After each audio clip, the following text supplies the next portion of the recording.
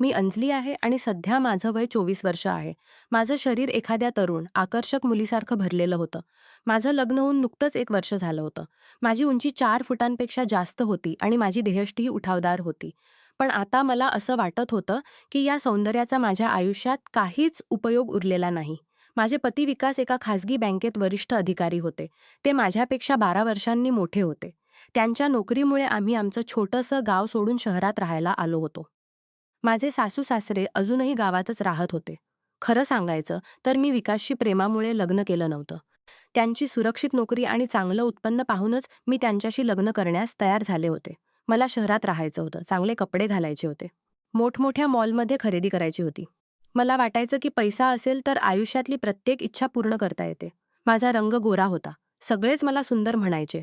माझे लांबसडक काळे केस आणि मोठे डोळे सहज कोणाचंही लक्ष वेधून घ्यायचे.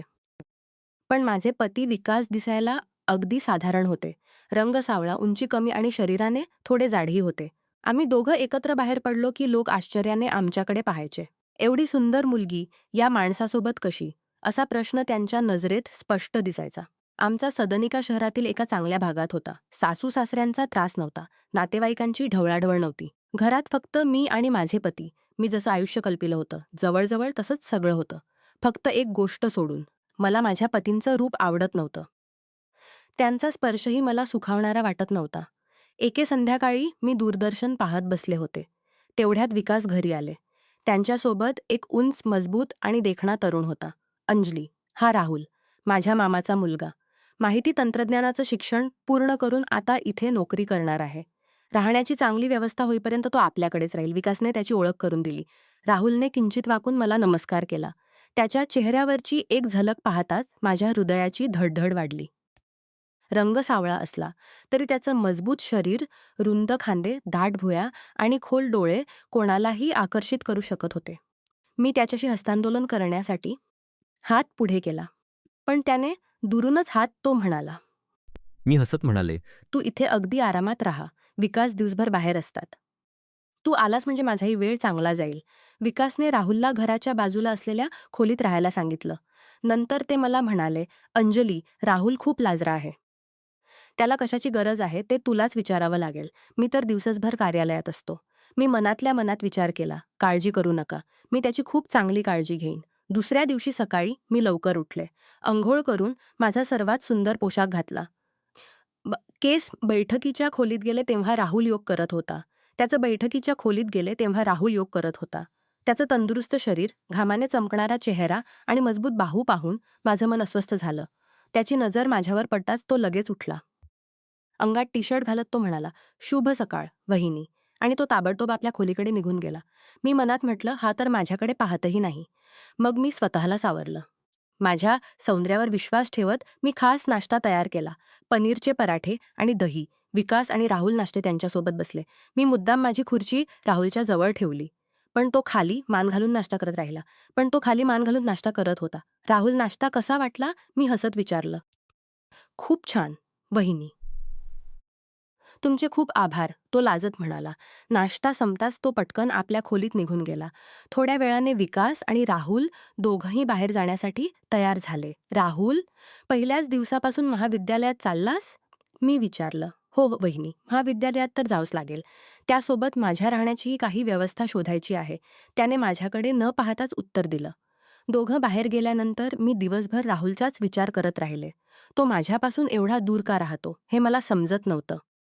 मी त्याला आकर्षक वाटत नाही का? त्या संध्याकाळी मी माझी सर्वात सुंदर लाल साडी नेसली. केसांना आकर्षक वळण दिलं. डोळ्यांत काजळ, ओठांवर लिपस्टिक, कानात झुमके आणि गळ्यात सुंदर हार घातला.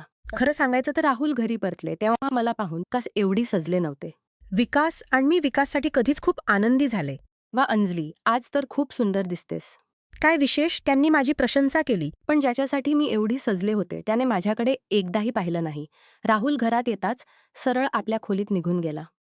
"अंजली, तू आज खूपच सुंदर दिसतेस. चल, आज बाहेर जेवायला जाऊ," विकास उत्साहाने म्हणाले. पण तोपर्यंत माझा मूड पूर्णपणे खराब झाला होता. "नको, माझं डोकं दुखतंय. तुम्ही ज्या, मी आराम करते," असं म्हणत मी माझ्या खोलीत निघून गेले. रागाने मी दागिने काढून फेकले.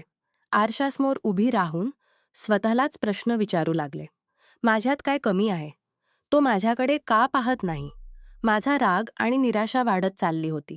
मी कपडे बदलले आणि स्वयंपाकघरात जेवण तयार करायला गेले. काही करून राहुलला माझ्याकडे आकर्षित करायचं. पुढच्या 5-6 दिवसात माझी अवस्था आणखी वाईट झाली. माझ्या उपस्थितीत राहुल अस्वस्थ झाल्यासारखा वाटायचा. मी जितकी त्याच्या जवळ जाण्याचा प्रयत्न करायचे, तितकाच तो माझ्यापासून दूर जायचा. मी केस मोकळे सोडायचे, सुंदर पोशाख आणि साड्या नेसायचे, मोहक अत्तर लावायचे. पण तो माझ्याकडे अशा प्रकारे दुर्लक्ष करायचा, जणू मी त्याच्यासमोर उभीच नव्हते. एके दिवशी मी विकासला विचारलं, राहुलच्या राहण्याची दुसरी व्यवस्था झाली का? हो, तो वसतिगृहात जागा शोधतोय. बहुतेक पुढच्या आठवड्यापर्यंत तिकडे जाईल, विकासने सांगितलं. हे ऐकताच माझ्या कपाळावर चिंतेच्या रेषा उमटल्या. फक्त एक आठवडा. राहुल निघून गेला, तर मी त्याला कसं मिळवणार? मला लवकर काहीतरी करावं लागणार होतं. नाहीतर तो माझ्या आयुष्यातून कायमचा दूर जाणार होता. दुसऱ्या दिवशी सकाळी विकास कार्यालयात गेल्यानंतर मी एक योजना आखली. मी गच्चीवर गेले. परत येताना मुद्दाम पाय घसरल्याचं नाटक करत पायऱ्यावरून खाली पडले. माझी किक्काळी ऐकताच राहुल धावत आला. "वहिनी, काय झालं? तुम्ही ठीक आहात ना?" त्याच्या चेहऱ्यावर खरी चिंता दिसत होती. "राहुल, माझा पाय खूप दुखतोय," मी वेदनेने कणत म्हणाले. राहुलने क्षणाचाही विलंब न करता मला उचलून आपल्या बाहूमध्ये घेतलं आणि खाली आणलं. त्याच्या छातीला टेकताच माझं हृदय वेगाने धडधडू लागलं. त्या क्षणी मला वाटलं, हा क्षण कधीच संपू नये. राहुलने विकासला दूरध्वनी केला. डॉक्टरांनी तपासणी करून सांगितलं की माझ्या घोट्याला मुरगळलं आहे. किमान 15 दिवस मला पूर्ण विश्रांती घ्यावी लागणार होती. घोट्याला प्लास्टर लावावं लागेल. तुम्हाला अंथरुणावरच विश्रांती घ्यावी लागेल, डॉक्टर म्हणाले. घरी परतल्यानंतर विकास खूप चिंतेत पडले. आता परतल्यानंतर विकास खूप चिंतित घेणार. मी तर दिवसभर कार्यालयात असतो, ते म्हणाले. राहुल लगेच म्हणाला, दादा, तुम्ही काळजी करू नका. मी इथे राहून वहिनींची काळजी घेईन. पण तुझं महाविद्यालय? विकासने विचारलं. काही हरकत नाही. सत्र नुकतंच सुरू झालं आहे. काही दिवस सुट्टी घेईन. वहिनींची तब्येत जास्त महत्वाची आहे, राहुल म्हणाला. माझ्या चेहऱ्यावर नकळत हसू आलं. माझी योजना यशस्वी झाली होती. आता राहुलला माझी काळजी घ्यावी लागणार होती. त्याला माझ्या जवळ राहावं लागणार होतं. म्हणजे त्याला आपलंसं करण्यासाठी माझ्याकडे पूर्ण 15 दिवस होते. दुसऱ्या दिवशी सकाळी विकास कार्यालयात गेल्यानंतर मी राहुलला आवाज दिला. राहुल, जरा इकडे ये. तो माझ्या खोलीच्या दाराशी येऊन थांबला. आत यायलाही तो कचरत होता. काय झालं वहिनी? काही हवं होतं का? मी म्हणाले, राहुल, मला खूप कंटाळा येतोय. तू मला बाहेरच्या खोलीत नेशील का? इथे एकटी पडून राहिले तर मी वेडी होईन. मी विनवणीच्या नजरेने त्याच्याकडे पाहिलं. वहिनी, डॉक्टरांनी तुम्हाला विश्रांती घ्यायला सांगितली आहे. अंथरुणातून उठणं योग्य नाही. तुम्हाला काय हवं ते सांगा. मी आणून देतो, तो दारात उभा राहूनच म्हणाला. मी निराश होऊन म्हणाले, काही नाही, फक्त थोडं पाणी दे. त्याने पाण्याचा पेला टेबलावर ठेवला आणि निघून गेला. मी संतापाने भरून गेले. ज्याच्यासाठी मी स्वतःचा घोटा दुखावून घेतला होता, तो माझ्या खोलीत यायलाही घाबरत होता. दुसऱ्या दिवशी मी माझ्या साडीचा पदर मुद्दाम खाली पडू दिला आणि मोठ्याने राहुलला हाक मारली. राहुल, लवकर ये, तो धावत आला. काय झालं? वहिनी, मी अंथरुणातून उठण्याचा प्रयत्न करते, पण पाय खूप दुखतोय. मला मदत करशील का? असं म्हणत मी त्याच्याकडे हात पुढे केला. राहुलने माझ्याकडे पाहिलं, मग माझा हात पकडला आणि मला आधार देण्यासाठी आपला खांदा पुढे केला. मी माझा हात त्याच्या खांद्यावर ठेवला आणि मुद्दाम त्याच्या अगदी जवळ गेले. माझं शरीर त्याच्या शरीराला लागलं. माझे केस त्याच्या चेहऱ्याला स्पर्श करत होते. त्याचा श्वास वेगाने चालू असल्याचं मला जाणवलं. माझं हृदयही जोराने धडधडत होतं. किमान माझ्या जवळ येण्याचा त्याच्या शरीरावर तरी परिणाम होत होता, असं मला वाटलं. पण त्याने पटकन मला आधार देत अंथरुणावर बसवलं आणि स्वतः मागे सरकला. वहिनी, तुम्हाला काही हवं असेल तर फक्त आवाज द्या. मी लगेच येईन. पण कृपया एकट्याने उठण्याचा प्रयत्न करू नका, तो म्हणाला आणि लगेच खोलीबाहेर निघून गेला. दररोज काही ना काही कारण काढून मी त्याला माझ्याजवळ बोलवायचे. कधी पाण्यासाठी, कधी भ्रमणध्वनी देण्यासाठी, तर कधी फक्त बोलण्यासाठी. प्रत्येक वेळी तो यायचा, पण शक्य तितक्या लवकर खोलीबाहेर जाण्याचा प्रयत्न करायचा. एके दिवशी मी थेट अंथरुणावरून खाली उतरले आणि मुद्दाम जमिनीवर पडून मोठ्याने रडू लागले. राहुल धावत आला. मला जमिनीवर पडलेलं पाहून तो घाबरला. वहिनी, तुम्ही ठीक आहात ना? मला उचलण्यासाठी वाकत तो म्हणाला. यावेळी मी त्याचा हात पकडून त्याला माझ्याकडे ओढलं. तो तोल जाऊन माझ्यावर पडता पडता वाचला. वहिनी, हे तुम्ही काय करत आहात? त्याच्या डोळ्यात भीती होती. राहुल, माझ्या जवळ ये. मला तुला काहीतरी सांगायचं आहे, असं म्हणत मी त्याचा हात माझ्या ओठांकडे नेण्याचा प्रयत्न केला. तो झटकन मागे झाला. मला स्पर्श न करता उठण्यास मदत केली. वहिनी, कदाचित औषधांच्या परिणामामुळे तुम्हाला अशक्त वाटत असेल. म्हणत तो खोली बाहेर पळाला. मला खूप अपमानित झाल्यासारखं वाटलं. तो मला पसंत करत नाही का? मी त्याला अजिबात आकर्षक वाटत नाही का? 15 दिवस निघून गेले आणि माझं प्लास्टर काढण्यात आलं. डॉक्टरांनी सांगितलं की आता मी पूर्णपणे बरी झाले आहे. विकासला खूप आनंद झाला, पण मी आतून पूर्णपणे तुटले होते. माझी योजना यशस्वी झाली होती. काही दिवसांनी विकासने सांगितलं, राहुलला एक चांगलं वसतिगृह मिळालं आहे. तो उद्यापासून तिकडे राहायला जाईल. आता फक्त एक दिवस उरला होता. मला काहीतरी मोठं करावंच लागणार होतं. त्या रात्री विकासच्या कार्यालयातून दूरध्वनी आला. त्यांना घरी यायला उशीर होणार होता. घरात फक्त मी आणि राहुल होतो. ही माझी शेवटची संधी होती. मी माझा सर्वात आकर्षक रात्रीचा पोशाख घातला. त्या पोशाखातून माझ्या शरीराची ठेवण स्पष्ट दिसत होती. केस मोकळे. राहुलच्या खोलीचं दार ठोठावलं. "हो वहिनी, या," राहुल आतून म्हणाला. मी आत गेले तेव्हा तो आपलं सामान पिशवीत भरत होता.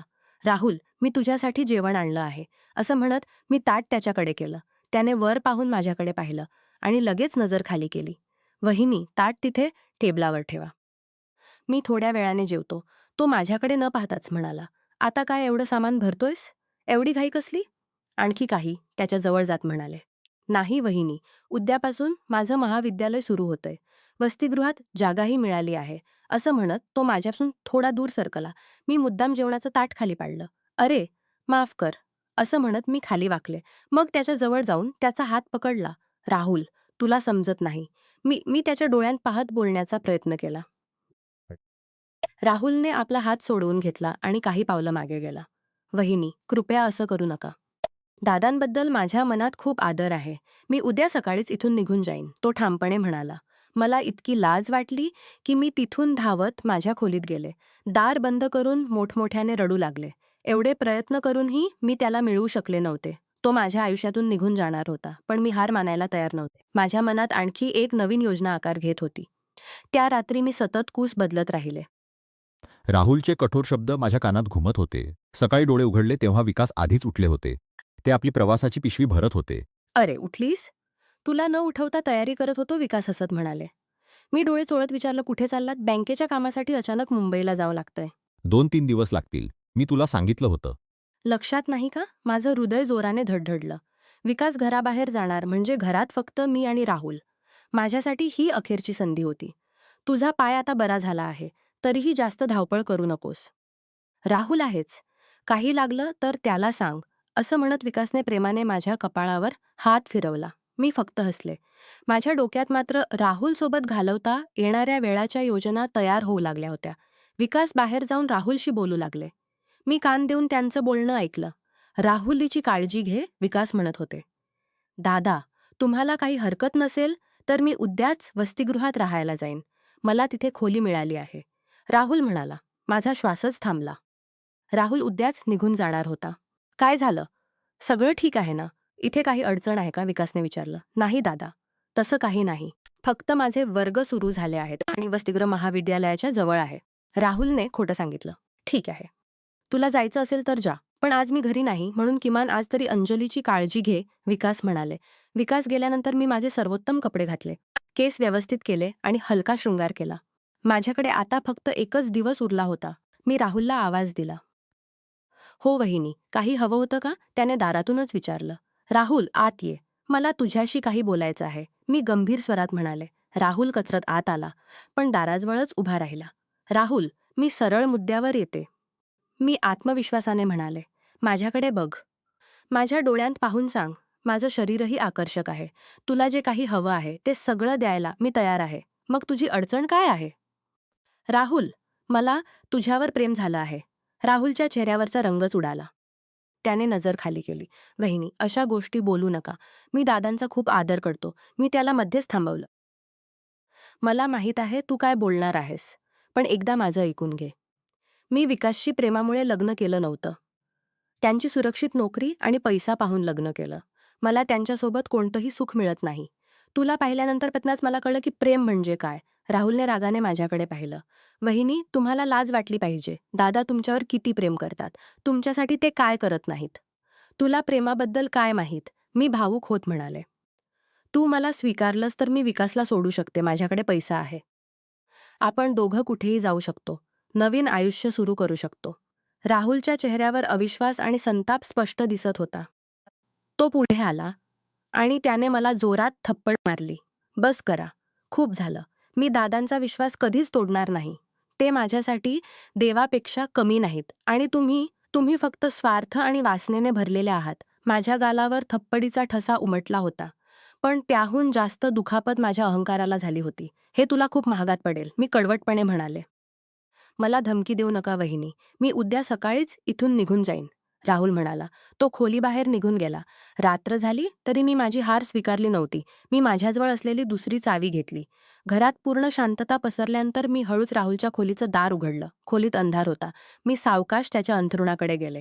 अंथरुणावर कोणीतरी गाढ झोपल्यासारखं दिसत होतं. मी चादर उचलली, त्याच्या शेजारी झोपले आणि त्याला मिठी मारली. अचानक खोलीतील दिवा लागला. मी दचकून दाराकडे पाहिलं. दारात राहुल उभा होता. मी घाबरून माझ्या शेजारी पाहिलं. ज्याला मी मिठी मारली होती तो राहुल नव्हता. तो माझा पती विकास होता. विकास, तुम्ही तर मुंबईला गेला होतात ना? माझा आवाज थरथरत होता. विकास उठून बसले. त्यांच्या चेहऱ्यावर एक विचित्र हसू होतं. नाही अंजली, मी कुठेही गेलो नव्हतो, ते शांतपणे म्हणाले. म्हणजे? मला काही समजत नाहीये. याचा अर्थ असा की राहुल पहिल्या दिवसापासून मला सगळं सांगत होता. तू त्याच्याशी कशी वागत होतीस, काय प्रयत्न करत होतीस, हे तो मला सांगत होता. सुरुवातीला माझा त्याच्यावर विश्वास बसला नाही. उलट मी त्याच्यावरच संशय घेतला. पण नंतर मी तुझ्या सगळ्या कृती स्वतःच्या डोळ्यांनी पाहिल्या. विकासने राहुलला आवाज दिला. राहुल, पूर्ण दिवे लाव. खोलीतील सगळे दिवे लागले. मी पाहिलं तर एका कोपऱ्यात कॅमेरा लावलेला होता. तुझं प्रत्येक खोटं आणि तुझी प्रत्येक योजना, राहुल म्हणाला. मी अपमान आणि लाजेने पूर्णपणे कोसळले.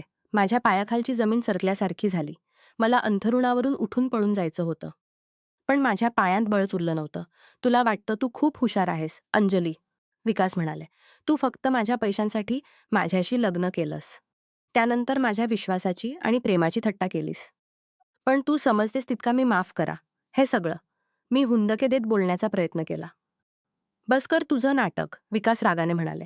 आजची रात्र इथेच राहा, पण उद्या सकाळपर्यंत तुझं सगळं सामान बांधून या घरातून निघून जा. मी तुला घटस्फोटाची कागदपत्र पाठवून देईन. विकास आणि राहुल दोघंही खोलीबाहेर निघून गेले. त्यांनी मला एकटीला तिथेच सोडलं. मी जमिनीवर बसून रडू लागले. मी स्वतःचं काय करून घेतलं होतं. माझ्यावर मनापासून प्रेम करणाऱ्या एका चांगल्या माणसाचं आयुष्य मी उद्ध्वस्त केलं होतं, फक्त माझ्या वासनेमुळे आणि अहंकारामुळे. ना पैसा, ना प्रेम, ना सन्मान उरलं होतं. ते फक्त काहीच उरलं नव्हतं. ते फक्त पश्चात्ताप आणि अपमान. सकाळ होताच मी माझं सगळं सामान बांधलं आणि विकासच्या घरातून कायमची बाहेर पडले. मी कुठे जाणार होते हे मलाही माहीत नव्हतं. पण एक गोष्ट मला नक्की माहीत होती. माझं आयुष्य आता पुन्हा कधीही पूर्वीसारखं होणार नव्हतं. प्रेम फक्त सौंदर्य आणि पैशावर टिकत नाही, हे मला समजलं होतं. पण खूप उशिरा.